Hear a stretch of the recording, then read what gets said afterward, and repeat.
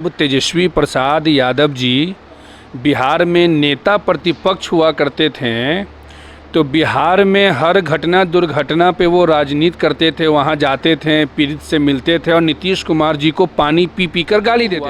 लेकिन तेजस्वी यादव जी के deputy CM बनने के बाद और नीतीश कुमार जी के पलटी मारने के बाद ये नियम बिहार में लागू नहीं हुआ। और तेजस्वी यादव जी का ये नेचर शायद आप लोग अभी देखे होंगे नया,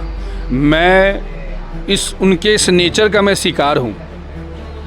मैं राष्ट्रीय जनता दल का बतौर प्रदेश अध्यक्ष के रूप में मैं काम कर रहा था, स्टार कैंपेनर था मैं चुनाव इलेक्शन कमीशन में बिहार विधानसभा के चुनाव में।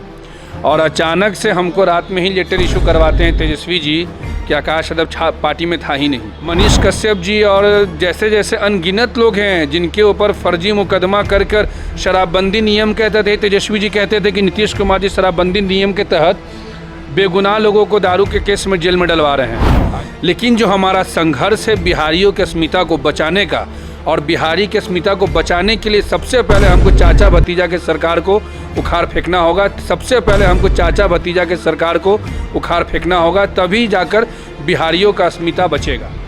नमस्कार, मेरा नाम प्रियांशु झा है, आप देख रहे हैं द मीडिया वाला एक्सप्रेस। तो आज हमारे साथ आकाश यादव जी मौजूद हैं, छात्र लोक जनशक्ति पार्टी के राष्ट्रीय अध्यक्ष।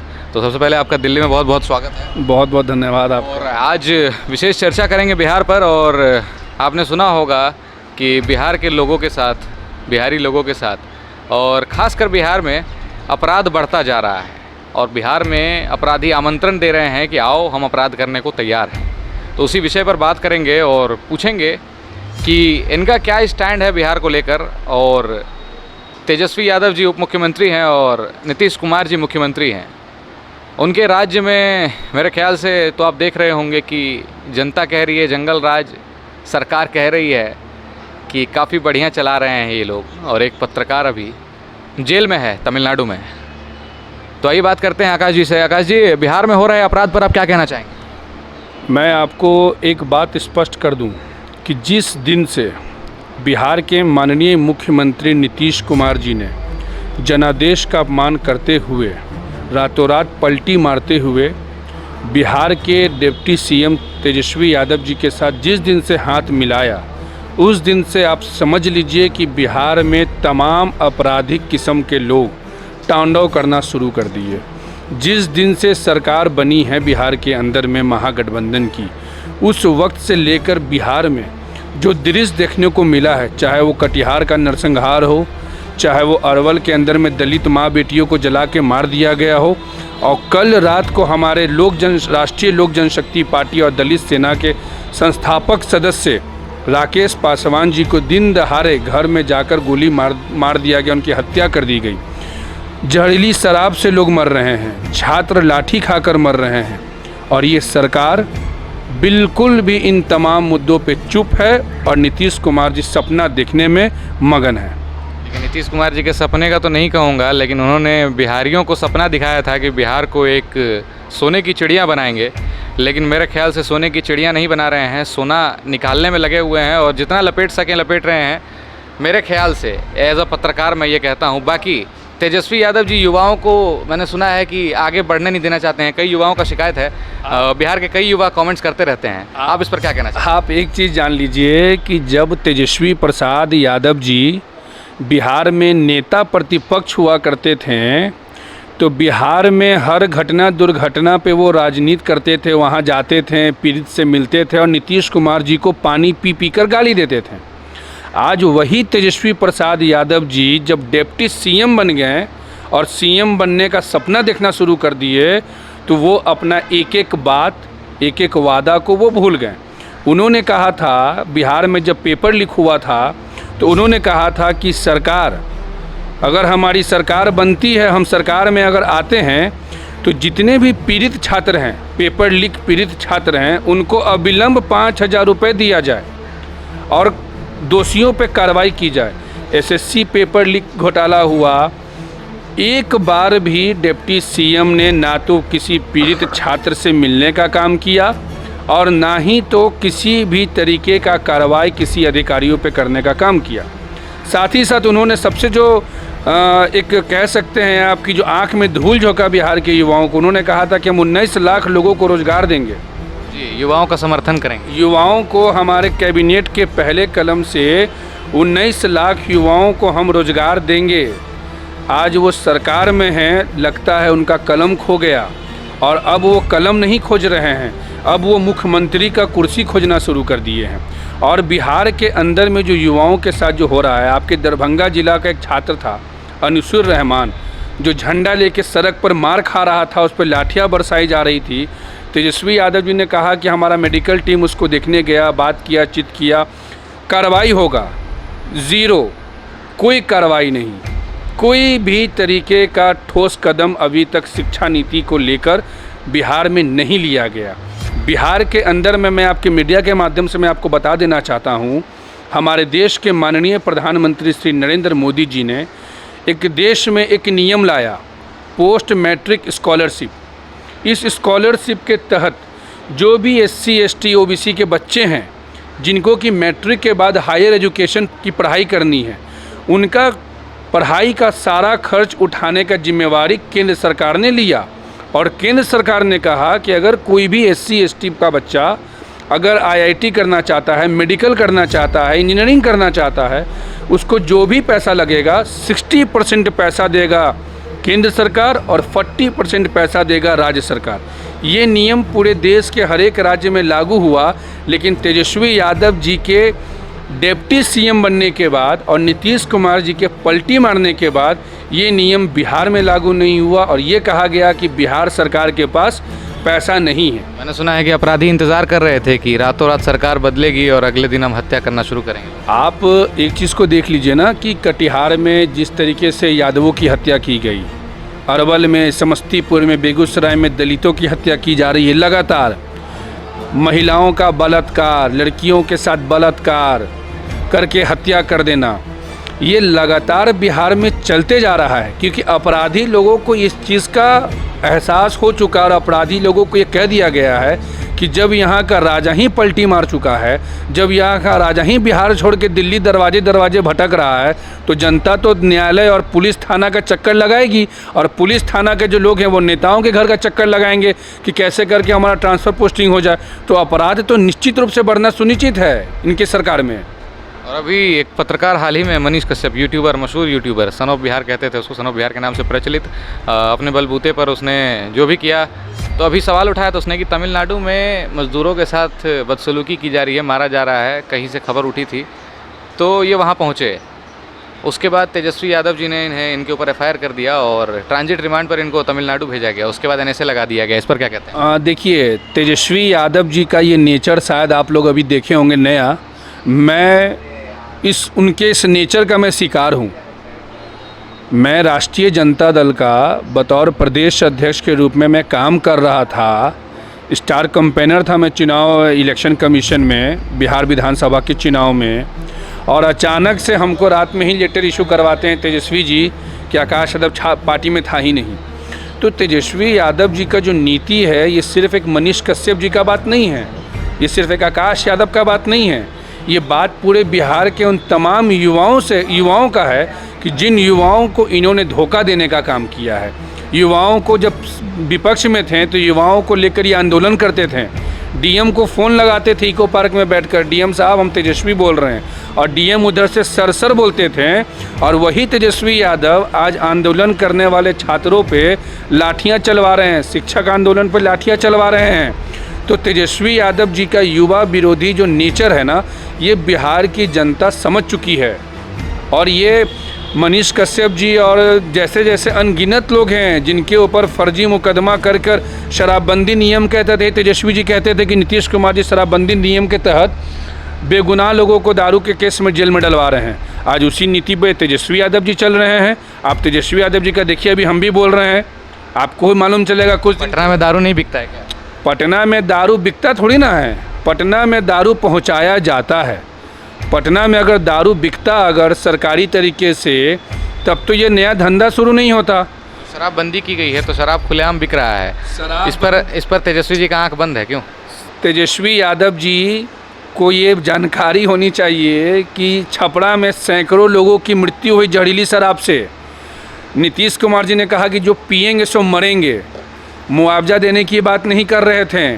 छात्र राष्ट्रीय लोक जनशक्ति पार्टी आदरणीय श्री पशुपति कुमार पारस चाचा जी और प्रिंस राज भैया के नेतृत्व में हम लोगों ने सड़क से लेकर सदन तक संघर्ष किया और अब जाके नीतीश कुमार जी कहते हैं कि हम लोग मुआवजा देने पे विचार करेंगे।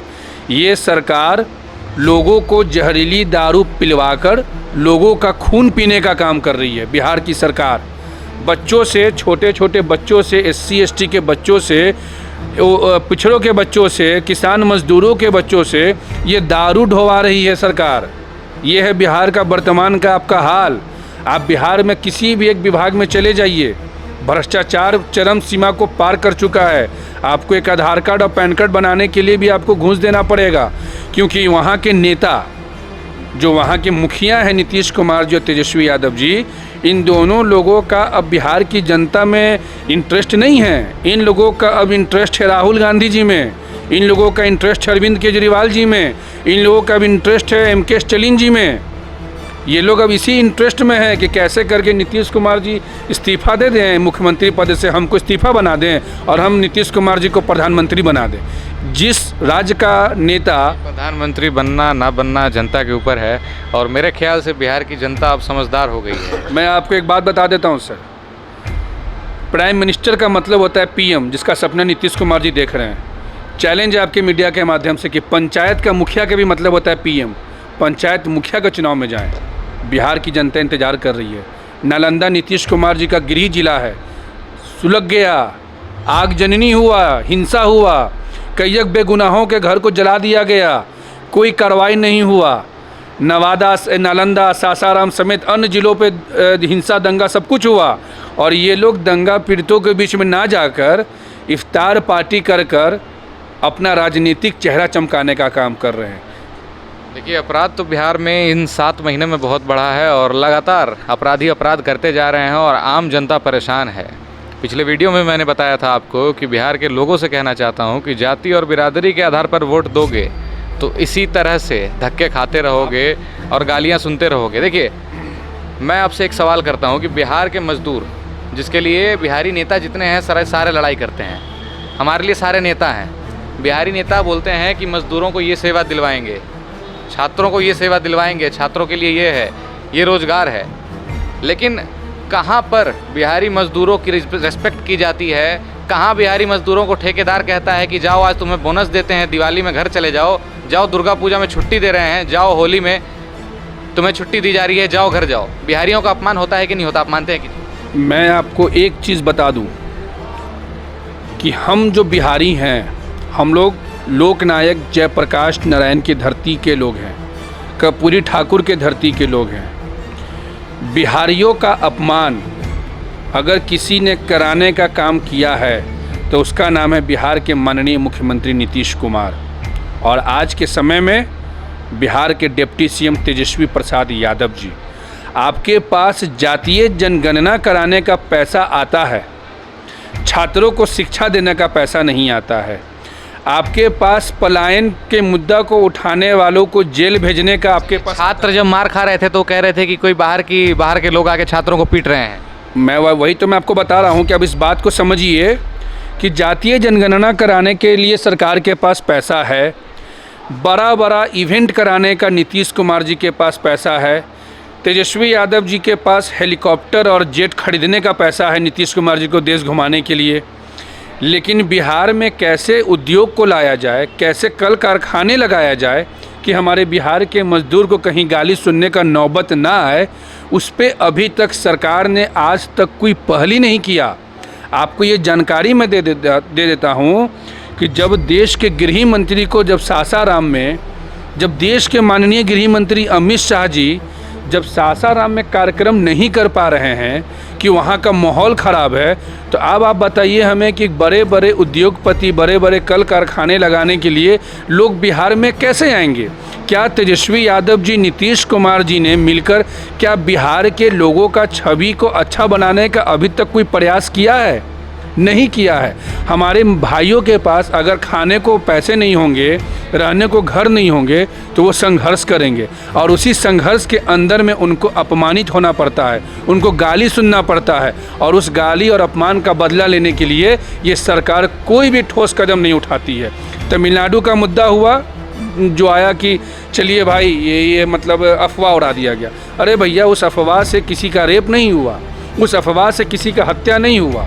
माना अफवाह थी, माना फर्जी खबर है, माना कि सब गलत है, तेजस्वी यादव सही हैं, बिहार के नेता सही हैं, लेकिन क्या बिहारियों का अपमान नहीं होता है बाहर? बिहारियों का अपमान तो इतना होता है कि जिसका कि आप अनुमान नहीं लगा सकते। इसी लॉकडाउन जब हुआ था कोविड का, देश के माननीय प्रधानमंत्री जी को धन्यवाद देना चाहेंगे जिन्होंने मुफ्त में सब लोगों को डोज लगवाया और घर घर तक अनाज पहुंचाया। लेकिन वही तेजस्वी यादव जी जिस समय कोविड के समय में जब मज़दूर लोग जब पैदलों चलते हुए जब आ रहे थे, तो उस समय मज़दूर का आवाज़ ये उठाए थे नीतीश कुमार जी को गाली देने के लिए। लेकिन जब सत्ता में आ गए तो उन मज़दूर भाइयों के लिए उन्होंने कोई काम नहीं किया। और बिहारियों का अपमान होना, ये सिर्फ़ और सिर्फ इसकी जिम्मेवार नीतीश कुमार और तेजस्वी यादव जी हैं। और जिम्मेवारी का इन लोगों को लेना पड़ेगा, इसलिए लेना पड़ेगा कि नीतीश कुमार जी आगे आएँ और बताएं कि सीमांचल के क्षेत्रों में जहां सबसे ज़्यादा पलायन होता है, उस सीमांचल के क्षेत्रों में उन्होंने क्या किया। सीमांचल के क्षेत्रों का इस्तेमाल वोट बैंक में किया गया। आप चले जाइए आरा शाहाबाद के क्षेत्र में, बिहार में 9 प्रमंडल आता है। 9 प्रमंडल में हर एक प्रमंडल में आप हमको एक ऐसा उद्योग का नाम बताइए कि कोई मल्टीनेशनल कंपनी, कोई मल्टीनेशनल मैन्युफैक्चरिंग कंपनी आया हो और वहाँ पे काम कर रहा हो। जब तक एनडीए की सरकार बिहार में थी, बीजेपी और जदयू में सरकार थी, देश के माननीय प्रधानमंत्री जी का कि कृपा से उनके देन का ये आप कह सकते हो, पहल का ये रिज़ल्ट है कि आज बिहार के अंदर में थोड़ा बहुत उद्योग है, चाहे वो इथेनॉल का हो, चाहे वो आपका पेप्सी का हो, चाहे वो किसी तरह का हो। जो शहनवाज हुसैन जी जो बीजेपी के मंत्री हुआ करते थे, उद्योग मंत्री, उनके कार्यकाल में लाया गया। अन्यथा अभी के जो उद्योग मंत्री हैं, आप उनसे पूछिए कि वो कितने सारे इन्वेस्टर से वो बात किए हैं अभी तक। देखिए, उद्योग की बात बिहार में तब तक नहीं करेंगे जब तक बिहार में अपराध है, और जहां अपराध है वहां उद्योगपति आ ही नहीं सकते। आप सोचिए ना कि जो अपराध है, अपराधियों के अंदर में जब तक खौफ नहीं आएगा, अपराध बंद नहीं होगा। सिद्धू मूसा वाले के पिताजी ने कहा था पंजाब में, मैं पंजाब राज्य की बात कर रहा हूँ, कि योगी जी यहाँ के मुख्यमंत्री अगर होते तो ये हाल नहीं होता। आज आप उत्तर प्रदेश के अंदर में जाकर आप आज जाके हाल देख लीजिए, है किसी में हिम्मत की अपराध कर लेगा? चलिए, एक एनकाउंटर हुआ है, हिम्मत ही नहीं है, किसी की हिम्मत नहीं है। बिहार के अंदर में आप माफियाओं के खिलाफ में आप कौन सा कदम उठा रहे हैं? अपराधियों के खिलाफ में कौन सा कदम? आपको ये डबल इंजन की सरकार सही लगती है? बाबा का बुलडोजर सही लगता है? देखिए, मैं तो ये बात तो कहूँगा कि योगी आदित्यनाथ जी का जो स्टेप है माफियाओं के प्रति, दंगाइयों के प्रति, वो कार्रवाई, वो नियम हमें लगता है हर राज्य को अपनाना पड़ेगा। क्योंकि अब जो है, मतलब अपराधियों का सीधे खात्मा इसी तरीके से होगा कि सीधे इनकाउंटर कर दो, इसका समर्थन करते हैं आप? हमें एक बात बताइए कि अगर उमेश पाल जी जिसकी हत्या हुई थी, अगर मैं उसका बेटा अगर होता तो मैं क्या करता? अगर सरकार अगर उस पर कार्रवाई नहीं करती तो मैं हथियार उठाता। आपको और हमको किसी भी चीज़ का निर्णय देने में समय नहीं लगेगा। आपके कहने का मतलब है कि जनता कानून पर भरोसा करती है और कानून को तगड़ा होना चाहिए। अगर योगी आदित्यनाथ जी ने अगर ये कदम नहीं उठाते, अगर वो भी तो चाहते इनकाउंटर से पहले सरेंडर करने का, बहुत तरह का नियम है कानून का, वो तो नियम नहीं किए। अगर उसी जगह पे योगी आदित्यनाथ जी बतौर मुख्यमंत्री, अगर जिसकी कल इनकाउंटर हुई, अगर वो खुलेआम अगर सड़क पर घूमता, तो बताइए आपकी जिसके पिता की हत्या होती, जिसकी पिता भाई की हत्या होगी, जिसके बेटे की हत्या होगी, उसका परिवार क्या करेगा भाई साहब? इसका जवाब दीजिए। कानून पे भरोसा जनता का तब होगा जब जनता का भरोसा कानून के ऊपर उसका नेता कराएगा। जब नेता बाहुबली और माफिया को चुनाव में टिकट दे के सदन भेजेगा तो फिर अपराध तो बढ़ना ही बढ़ना है। नीतीश कुमार जी का इतिहास उठाइए ना, पिछले 6 महीना में आप नीतीश कुमार जी का इतिहास उठाइए, पिछले 6 महीना में सरकार में आने के नीतीश सरकार से सवाल किया जाता है तो चुप्पी साथ देते हैं, ऐसा क्यों?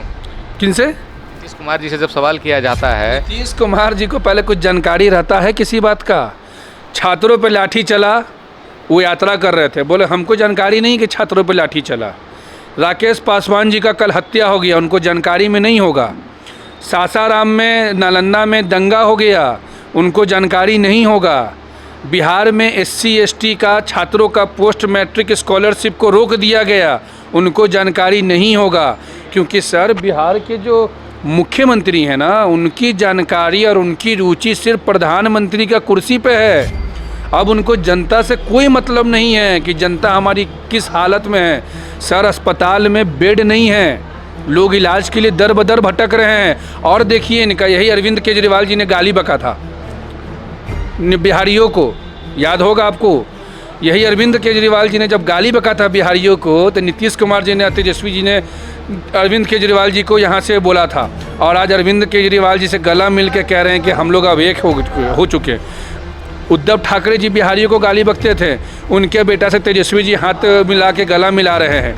तो भैया जहाँ नीति और नियते में अगर ये जो बिहारी शब्द को गाली की तरह प्रयोग किया जाता है, उस बिहारी शब्द में तेजस्वी यादव या फिर नीतीश कुमार जी नहीं आते? मैं एक बात आपको बता दूं कि बिहारी शब्द, बिहारियों को गाली देने वालों के खिलाफ मैं आजीवन विरोध में खड़ा रहूँगा। और बिहारी कोई गाली नहीं है, बिहारी तो वो सम्मान का जगह है बिहार, कि जिस बिहार ने इस देश को दिशा और दशा दिखाया, चाहे वो राजनीतिक का केंद्र हो, चाहे वो देश का किसी भी तरीके का क्षेत्र हो। और बिहारी होना हमारे लिए गर्व की बात है और हम इस पर गर्व करते हैं। लेकिन जो हमारा संघर्ष है बिहारियों के अस्मिता को बचाने का, और बिहारी के अस्मिता को बचाने के लिए सबसे पहले हमको चाचा भतीजा के सरकार को उखाड़ फेंकना होगा, तभी जाकर बिहारियों का अस्मिता बचेगा। आप राष्ट्रीय अध्यक्ष हैं, छात्र नेता भी रहे हैं और छात्रों के लिए काम करते हैं आप, तो छात्रों से क्या एक्सपेक्ट करते हैं, बिहार के छात्रों से, कि सरकार के प्रति क्या उनका भावना रहे? देखिए, हम सबसे पहला तो पूरे बिहार के छात्र और नौजवानों से एक छोटे भाई होने के नाते, क्योंकि हम अपने आप को सबसे छोटा मानते हैं, एक छोटे भाई के नाते, एक भाई के नाते, एक दोस्त के नाते हमारा एक अपील होगा, ना कि एक नेता के रूप में। हमारा एक अपील होगा कि जाति के नाम पे अगर आपसे कोई भी अगर आपको बहकाता है तो आप समझ लीजिए कि वो आपके घर में चूल्हा पे पानी डाल रहा है। जाति के नाम पे अगर आप किसी नेता का समर्थन कर रहे हैं तो आप समझ लीजिए बिहार को बर्बाद करने वाले छात्र नौजवान कहलाएंगे। आप छात्र हो, आप नौजवान हो, देश के माननीय प्रधानमंत्री श्री नरेंद्र मोदी जी का जो आत्मनिर्भर भारत का जो सपना है जो पूरा कर रहे हैं, एक एक सरकार की योजनाओं को समझें, नेताओं के बहकावे पे नहीं आए। यादव, राजपूत, भूमियार, ब्राह्मण, लाला, मरवारी ना करें, सिर्फ अपनी हक की बात करें। आप पूछिए सरकार से। हम छात्र और नौजवानों से अपील करना चाहते हैं। आप भी तो यादव हैं, लेकिन क्या यादवों के साथ दुर्व्यवहार नहीं होता है बिहार? भैया मेरे, हम यादव हैं और हम आज़ाद यादव हैं। हम यादव के नाम पे किसी यादव नेता का गुलामी करने वाले यादव नहीं हैं कि हम यादव हैं और सामने वाला यादव है उसका हमको समर्थन करना है। हम यादव हैं और हम समर्थन उन तमाम लोगों का करेंगे जो यादवों का सम्मान करेंगे। तेजस्वी यादव जी से जाके पूछिए कि कटिहार में 7 गो यादव का हत्या हो गया, क्यों नहीं गया? वहाँ जाना चाहिए था, मिलना चाहिए था। बिहार में अनेकों यादवों का हत्या लगातार दिन प्रतिदिन किया जा रहा है। कितना यादव के पास आप गए, कितने यादवों से आप बात की? अगर आप यादव की बात करते हैं तो, और क्या यादव छात्र नहीं हैं? क्या यादव के लिए योजना नहीं था कि इससे साम्राज्य को आप क्या कहना चाहेंगे कि यादव साम्राज्य किस पर भरोसा करें, तेजस्वी यादव जी पर भरोसा करें या फिर? आप एक चीज़ को जान लीजिए कि जो यादव है ना, साम्राज्य वगैरह नहीं है यादव का। यादव जात अपने आप में एक स्वाभिमानी, और हम लोग कृष्ण के वंशज में आते हैं, और हम लोग किसी को हटाने और इस सब चीज़ में बिलीव नहीं करते हैं। हम लोग अपने आप को लेकर आगे बढ़ने में चलने का काम करते हैं। और जब यादवों के इतिहास पे आप जाइएगा तो यादवी कम्युनिटी एक ऐसा कम्युनिटी है जो अपना सर कलम करने के लिए देश के लिए खड़ा होता है। और तेजस्वी यादव जी का यादव के प्रति क्या विचार है वो बिहार की जनता भी जानती है। और आने वाले दिन में तेजस्वी यादव जी का जो भ्रम है, एक भ्रम तो मुसलमानों का भ्रम उनके दिमाग से निकल गया, क्योंकि ये एक ऐसे लोग हैं जो हिंदुओं का टीका लगा के हिंदुओं को चूना लगाते हैं और मुसलमान भाइयों का टोपी पहन के मुसलमानों को टोपी पहनाते हैं। और आने वाले दिन में रिजल्ट देख लीजिए चुनाव का जो भी आ रहा है। चाचा भतीजा के एक होने के बाद भी ये लोग हार रहे हैं चुनाव, जीत नहीं रहे हैं कहीं पे भी। और ये आने वाले चुनाव में जो यादव समाज है बिहार का, वो समाज इनको बता देगा कि इनका एक एक नीति एक एक यादव समाज के दिल में जाकर बस गया है कि हमारे जात के साथ क्या इन लोगों ने किया है। कहीं ना कहीं तेजस्वी यादव जी और नीतीश कुमार जी का जो गठबंधन था जातिवाद पर ही डिपेंड करता है और जाति के आधार पर ही लोगों ने वोट दिया था, तभी जाके ये लोग एक हुए। देखिए, हम देश के माननीय प्रधानमंत्री श्री नरेंद्र मोदी जी का बहुत धन्यवाद देंगे, हमारे राष्ट्रीय अध्यक्ष आदरणीय श्री पशुपति कुमार पारस चाचा जी का धन्यवाद देंगे कि देश के अंदर में जाति के राजनीति के खिलाफ सबसे पहला कदम उठाया है तो आदरणीय मोदी जी ने और हमारे राष्ट्रीय अध्यक्ष जी ने। और जाति के आधार पर राजनीति करने वालों का अब ज़्यादा दिन चलने वाला नहीं है। 2024 का इंतज़ार कीजिए, 2025 का इंतज़ार कीजिए, ये सरकार जाएगी। अब लोग जाति के नाम पे, धर्म के नाम पे वोट नहीं कर रहे हैं, लोग विकास के नाम पे वोट कर रहे हैं। नितिन गडकरी जी के चलाए हुए सड़क पे चल के वोट कर रहे हैं। आदरणीय नरेंद्र मोदी जी का जो प्रधानमंत्री औषधि योजना है उसका दवा इलाज कराकर लोग वोट कर रहे हैं। छात्रों को जो शिक्षा में जो काम किया जा रहा है, आईआईटी लेह लद्दाख में बनाया जा रहा है, आईएम बनाया जा रहा है, पोस्ट मैट्रिक स्कॉलरशिप जो लाया जा रहा है, उस योजनाओं के तहत लोग अब वोट कर रहे हैं। मोदी जी का देन है कि अब देश में विकास के नाम पे वोट होगा, जाति के नाम पे नहीं होगा। बिहार के लोग समझदार हो गए हैं। बिहार के लोग इतने समझदार हो गए हैं कि गोपालगंज से इन लोगों को हटाए हैं, चुनाव हरवाए हैं, एमएलसी का चुनाव वैशाली से हरवाए हैं। आने वाले दिन का जितना भी अब चुनाव का उठा लीजिए इतिहास, सारे चुनाव में इन लोगों को क्या रिजल्ट जनता ने दिया है वो पूरे नेट से लेकर हर जगह पे है। उठा लीजिए कि कितने 8,553 पंचायत में कितने पंचायत में ये राजद और जदयू के लोग चुनाव जीत कर आए हैं। सरकारी तंत्र का दुरुपयोग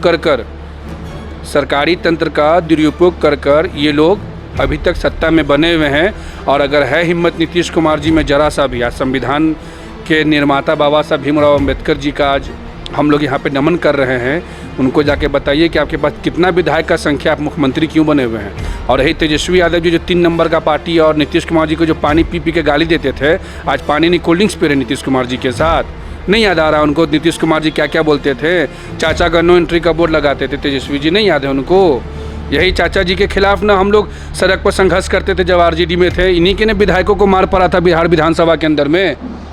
इनके विधायकों को नीतीश कुमार जी ने पिटवाया था ना भाई। सुना ये लोग आपस में कुर्सी पटकते हैं, खेल करते हैं, बाद में फॉर्च्यूनर लेके शादी ब्याह में निकल जाते हैं। अब आप बताइए ना भाई कि बिहार विधानसभा में तेजस्वी यादव जी ने पूरा तहलका मचाया था कि भैया हमारे विधायकों को पीटा गया, दलित विधायकों को पीटा गया, सारे विधायकों को ऐसे कुर्सी से उठा के फेंका जा रहा था। आज वही विधायक सब नीतीश कुमार जी को प्रधानमंत्री बनाने का सपना दिखा रहा है। आप किसको बेवकूफ़ बना रहे हैं? आप जब सत्ता में नहीं थे आप, तब आप उस समय कह रहे थे कि पोस्ट मैट्रिक स्कॉलरशिप लागू किया जाए, और जब सत्ता में आप आ गए हैं तो आप पलटी मार दिए। आप उस मुद्दा पे कुछ बोल ही नहीं रहे हैं और आप जनता को बेवकूफ़ समझ रहे हैं। जनता ये चाचा भतीजे का फर्जी रिश्ता को जनता समझ चुका है और अब जनता चुनाव का इंतज़ार कर रहा है। ये चुनाव बिहार की जनता के लिए एक बहुत बड़ा अवसर है इन चाचा भतीजा को, फर्जी रिश्ता को और फर्जी कुर्सी वालों को हटा के उखाड़ फेंकने के लिए। बहुत बहुत धन्यवाद आकाश जी आपका। और इस बार उम्मीद है बिहार की जनता बिहार को बदलेगी। हालांकि बिहार का क्या होगा हम भी देखेंगे, आप भी देखेंगे और सब लोग देखेंगे। तब तक के लिए बने रहे हमारे साथ और देखते रहें द मीडिया वाला एक्सप्रेस।